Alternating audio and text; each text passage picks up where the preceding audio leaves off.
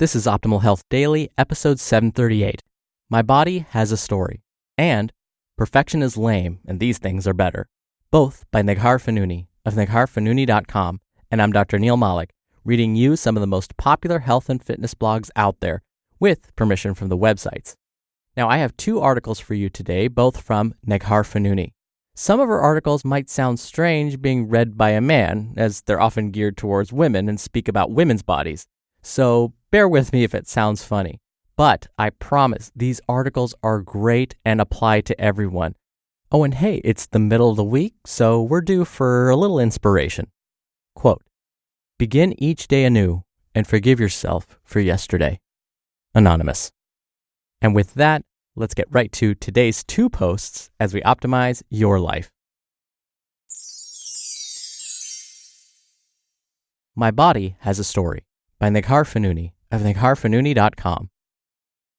This morning, as I was about to hop into the shower, I just so happened to glance in the mirror. I'm not sure why or what drew my attention, but my eyes were drawn to my breasts, and I suddenly noticed something I hadn't seen before: stretch marks. Stretch marks aren't new to me by any means. I have them on my legs, my butt, and hips.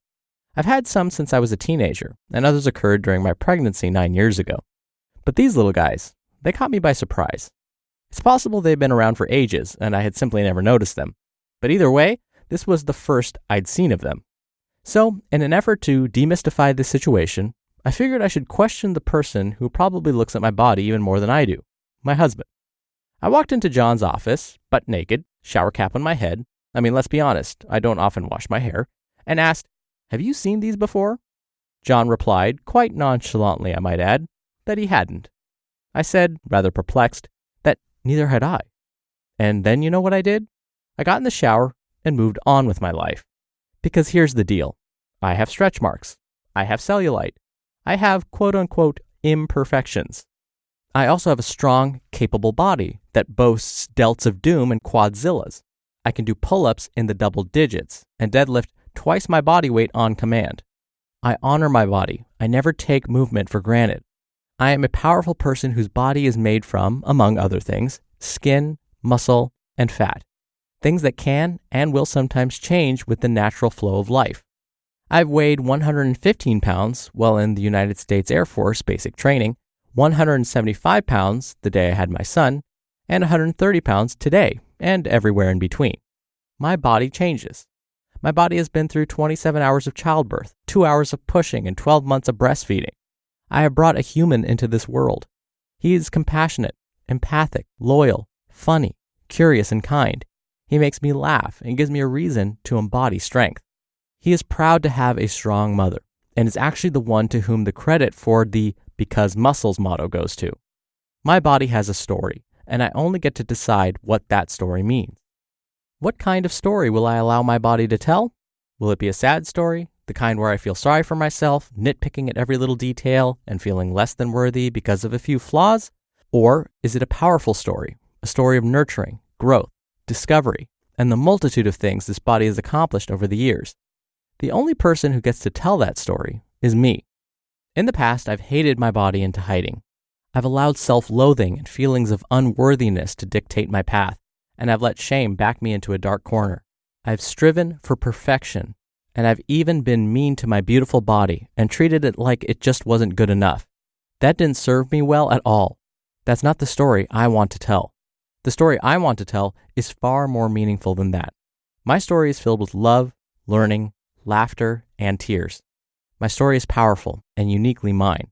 It's the story of a mother, a wife, a friend, a veteran, a colleague, and a woman imbued with radiant strength and relentless positivity.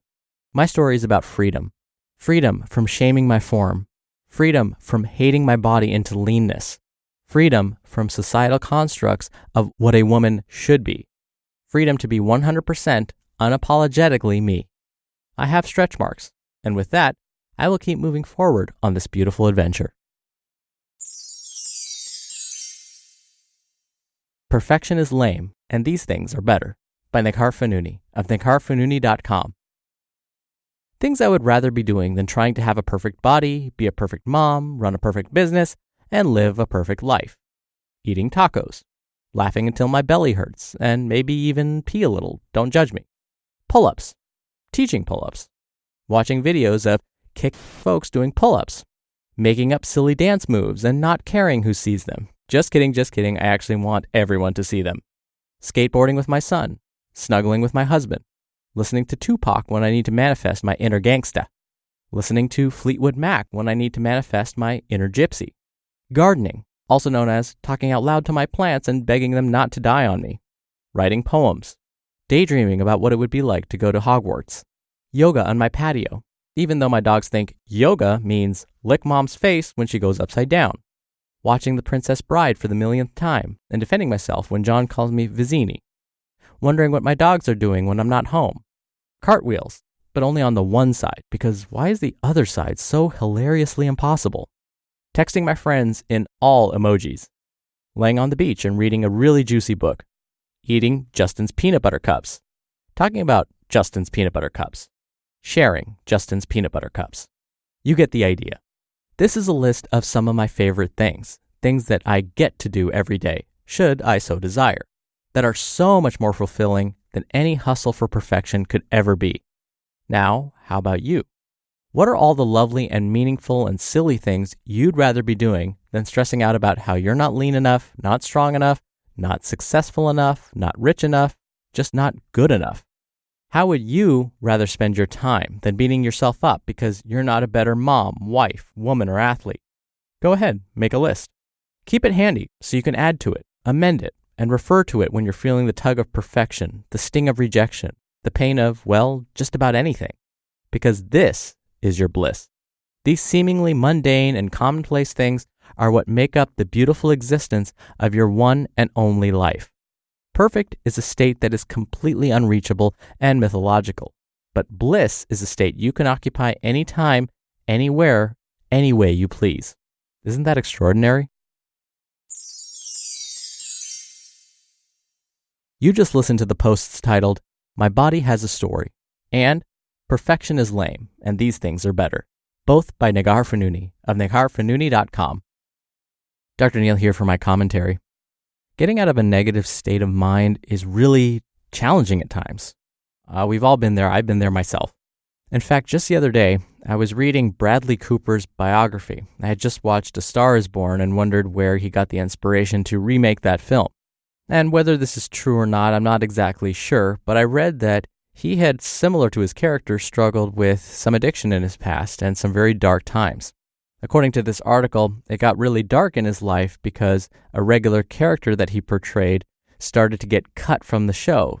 His character's screen time started to decrease, and he saw the writing on the wall, and unfortunately that sent him down a downward spiral. He wanted to be an actor more than anything and felt this slipping away. It's those moments where you start to question, why am I doing this? Is this really for me? Have I followed a career path where I'm not going to be successful? Am I built for something else? And it's, again, so easy to go down that spiral of negativity. We kind of have to force ourselves out of that situation. And one of the best things to do, as Ms. Fonooni mentioned, is simply write down the things that we enjoy or that we're grateful for right now. Research is actually showing that a gratitude journal, writing down 1, 2, 3, 5 things every day for which you're grateful, actually helps change our brain chemistry. If you want to read more about that, there's some great data published by Dr. Sean Acor. He basically says that by keeping a gratitude journal, you're changing the way the brain focuses on events that happen in your life. You're now going to focus on the positive. You're basically changing your perception, but in a more permanent way.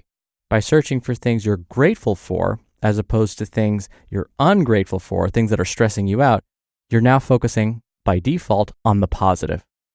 All right, before I go, if you want to meet some like-minded people and participate in bonus book giveaways and lots more, come join our Facebook group.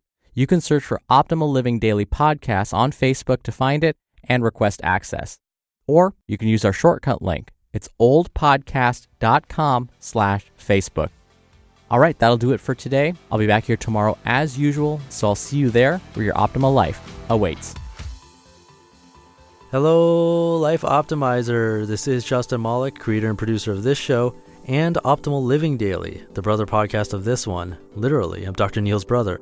If you like the format of this show, you'll love Optimal Living Daily too, where I also read to you from blogs, but cover other topics like personal development, finance, and minimalism from bloggers like Derek Sivers, The Minimalists, Zen Habits, and many more. So for more amazing content read to you for free, come subscribe to Optimal Living Daily too, and together we'll optimize your life. You've been listening to Optimal Health Daily. Be sure to hit the subscribe button to stay up to date on each new episode, and head to oldpodcast.com. That's oldpodcast.com for a free gift, as well as more actionable tips and resources to help you maximize your potential. Thanks for joining us, and remember, your optimal life awaits.